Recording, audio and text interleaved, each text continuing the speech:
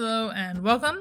My name is Meepless, they, he, she, and today we are looking at and talking about Poorcraft, the Funnybook Fundamentals of Living Well on Less by Trotman and Diana Nock, published by Iron Circus in 2012. I picked up this book largely because I had heard so much about it over the years listening to podcasts with Spike Trotman, founder of Iron Circus. Poorcraft was their first Kickstarter, I believe, which felt like it became a bit of a trademark for Trotman for almost a decade. That is until last year when Iron Circus ran its first independent crowdfunding campaign with Poorcraft Cookbook. Back in 2020, I reviewed another, very different comic by Trotman, namely Yes, Roya, an erotic graphic novel. So check out her author bio there. The review is obviously safe for work. Diana Nock, on the other hand, is a new-to-me creator. On her website, Diana describes themselves as, quote, I graduated from the Minneapolis College of Art and Design with a BFA in comic art in 2006. Since then, I've had work published in several anthologies, including Then It Was Dark, Womanthology Space,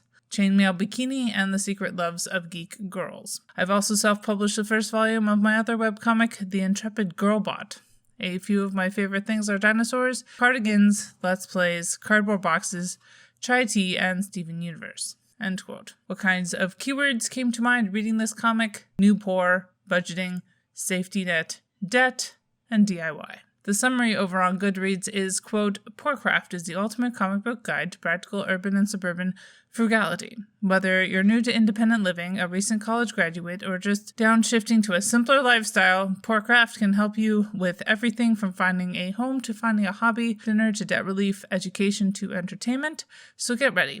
It's time to cut your expenses, or just make sure they never pile up, end quote. As I noted at the top, I did not pick this comic up for entertainment or information purposes, but more out of professional curiosity. As someone who has moved in and out of various kinds of poverty throughout my life, the material wasn't particularly new to me, but the way it was presented was pretty engaging, and I did appreciate the positive spin that Trotman put on living a simpler life. Although sometimes the advice felt a bit one-size-fits-all and shallow-making. Because, let's be honest, the general appeal of this book, especially in 2012, would have probably been greatly reduced by even a whiff of question about the political system that necessitates this kind of knowledge and behavior. I also felt a bit torn by the lack of acknowledgement of accessibility needs and the way America lacks any serious sort of safety net to protect disabled people, among others, from abject poverty. Obviously, this is not a unique lack, but it did feel like it simplified poverty and sanitized it. We also don't talk about gender, sexuality, or race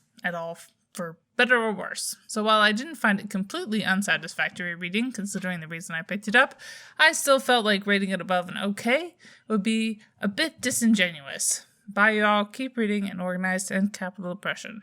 And as always, Literally Graphic is created on land that should be given back to the traditional landholders, which in this case is, to my knowledge, the Mississaugas of the Credit First Nation, Anishinaabe people, the Haudenosaunee Confederacy, and the Huron-Wendat Nation.